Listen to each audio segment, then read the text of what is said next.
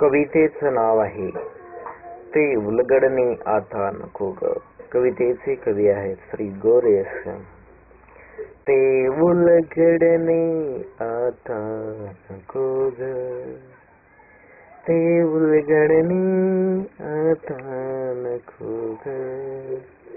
विचारशील सरतर आसवे नयनी का भरावे.